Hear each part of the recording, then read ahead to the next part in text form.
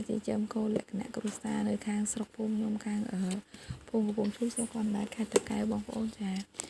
ព្រឹកឡើងជាធម្មតាយើងបោសសម្អាតកន្លែងអញ្ចឹងណាបងប្អូនអ្នកខ្លះក៏បោសពេលល្ងាចខ្ញុំព្រឹកឡើងមិនបានធ្វើ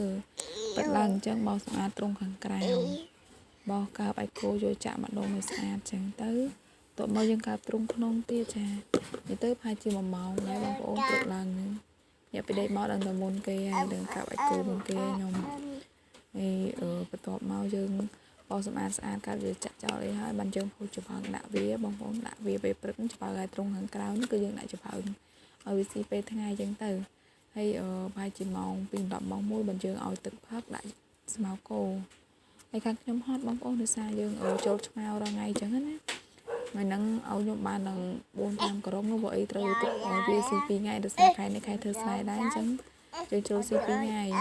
តែផ្ទះខ្លះគេឲ្យតែ1ក្រុមទេបងប្អូនតែសម្រាប់ផ្ទះខ្ញុំគាត់ឲ្យច្រើនដែរបងប្អូនចាឲ្យមួយ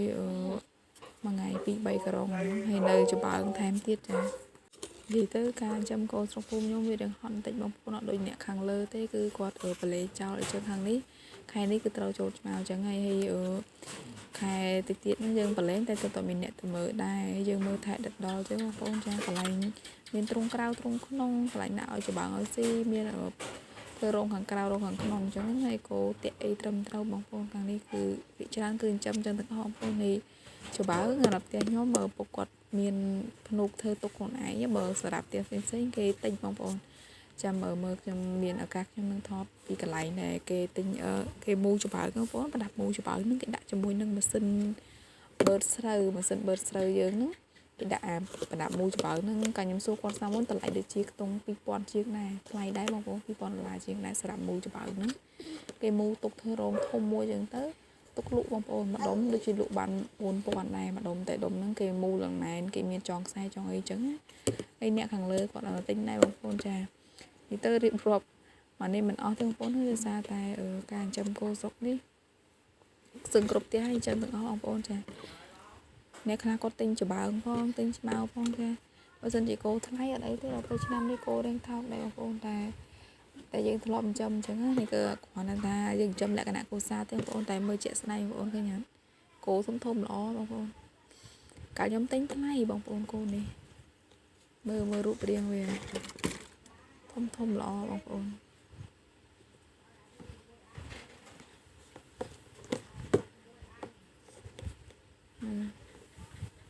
នេះសុទ្ធតែមេខ្ញុំទិញបានមេកាលមុនទិញបានតែ2ទេដល់ពេលនេះកូនក្រោយទេបងប្អូននេះកូន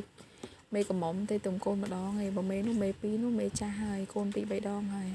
ខ្ញុំទិញមេ2ហ្នឹងគឺខ្ញុំទិញតែមេមិញហ្នឹងគឺកូនមេ1ហ្នឹងកើតមកខ្ញុំទុកធ្វើពូជមួយអញ្ចឹងធំបងប្អូនគោខាងខ្ញុំមានខ្លះធំជាងហ្នឹងទៀតបងប្អូនហើយសម្រាប់ការពាក់ឈ្មោលវិញគឺ1.50000 100000 5-100000ទៅតាមគោគេដែរបងប្អូនមកគោគេសាគេយកថ្លៃជាងដែរបងប្អូននេះសិតតែផើមកឲ្យបងប្អូនសិតតែផើមកឲ្យគោអស់នេះមើលឲ្យពុកខ្ញុំគាត់ធ្វើច្បើងមកដាក់ឲ្យទឹកឡើងគឺស៊ីច្បើងអញ្ចឹងទេបងប្អូនគឺផូចដាក់ជារៀងរាល់ថ្ងៃចឹងតែម្ដងព្រឹកល្ងាចច្បើងហ្នឹងព្រឹកផូចដាក់ល្ងាចផូចដាក់ទ្រុងខាងក្នុងទៀត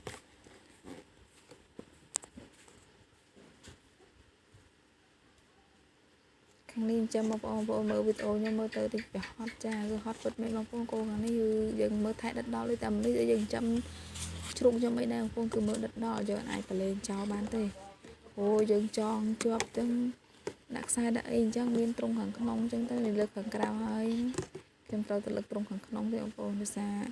ពេលព្រឹកអញ្ចឹងមើលទ្រុងខាងក្នុងទេបងប្អូនមានភ្លើងបងប្អូនចាភ្លើងនេះភ្លើងមុខទៀតពូនឹងថ្លៃដែរប៉ុន្តែប្រើបានយូរដែរបងប្អូនចាមានទ្រុងឲ្យច្បើងឲ្យស៊ីដែរមានមុងមានអីពាត់សងខាងមុងនឹងដូចជាអស់100000បងប្អូនទិញមកមួយកៃវានឹងដេធ្វើជាមុងចឹងបងប្អូនមិនមែនគេលក់មុងចឹងស្រាប់ទេណាភ្លើងនឹងភ្លើងពូមូសដាក់ទៅវាអត់សូវខាំហ្មងទេបងប្អូនឯផ្ទះខ្លះកាត់ចាក់សាបស្អាតចឹងណាវាសនុកលើអាចគោដែរគោមួយឆ្នាំយើងគោទុកចឹងទៅគឺយើងអាចទៅដាក់ជីស្រែបានយើងលក់បានមួយអាទិត្យដូចជា20000 5-30000ណាបងប្អូនទីគោយន្តគេកាប់ដាក់ខ្លួនគេណាហ្នឹងលក់បានខ្លះដែរអាចគោហ្នឹងខ្ញុំកើបដាក់ឆ្ងាយដែរបងប្អូនកន្លែងចាក់គោដើរហើយជា2នាទី3នាទីដែរមិនកើបនឹងចាក់ហ្នឹងទេបងប្អូនអ្នកខ្លះគាត់ហាលបងប្អូនតែខ្ញុំកើបចាក់ចឹង បើសិនជាគោថ្លៃខ្ញុំលក់បានច្រើនដែរបងតែគោថោកអញ្ចឹងព្រោះពីមុនមេមួយនេះលក់បានចូល1000ហើយតែឥឡូវលក់មិនបានទេតែជាបានខ្ទង់2លានជាងអីហ្នឹងនេះទ្រង់ខាងក្រៅខ្ញុំឆ្លាស់ល្អអញ្ចឹងបងប្អូនចាអរគុណ